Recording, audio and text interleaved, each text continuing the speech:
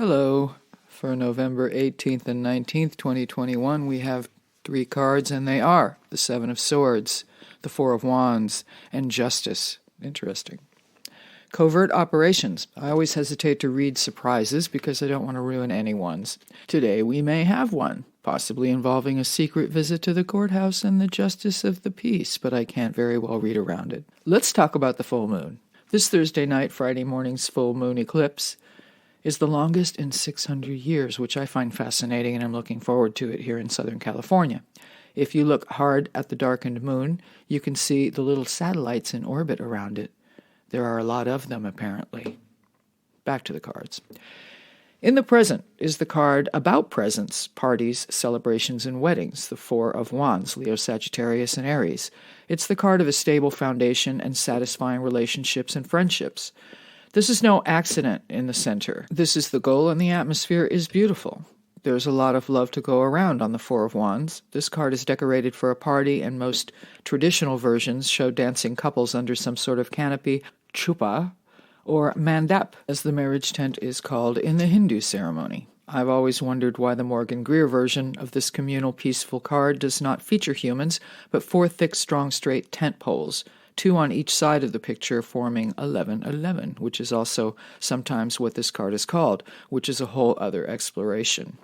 The green leaves sprouting from the poles, and the fresh red roses, blue morning glories, and green vines that form the garland strung between the poles suggest the protective atmosphere and peaceful energy of a happy home against an otherwise dry and deserted landscape with what looks like an abandoned castle on a rather inhospitable bluff of steep cliffs in the distance.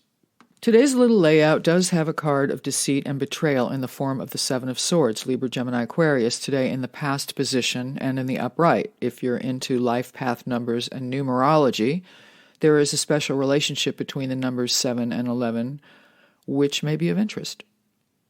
This is a sneaky card, and this is a sneaky guy or girl making away with the 5 of 7 swords in broad daylight, hat pulled down over his face or her face. Yes, this is the card of the thief, but it's also the card of a strategist. You got played is what I always get out of this character who had his or her own agenda all along. This is a stealth operation, or keeping your cards close to your chest. Cliché generator needs a charge.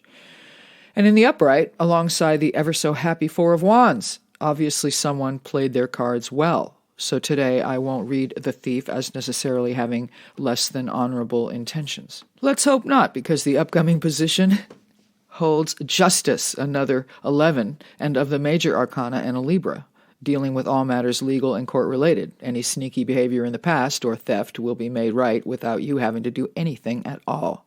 From the looks of it, you may be happily living your life, and there may be something that comes up from the past you will have to account for, but none of this is my first impression of the cards. Someone may have been less than forthcoming in the past, but Justice in the upcoming position is a karmic card. We may have a major decision to make, which may be regarding an actual physical home.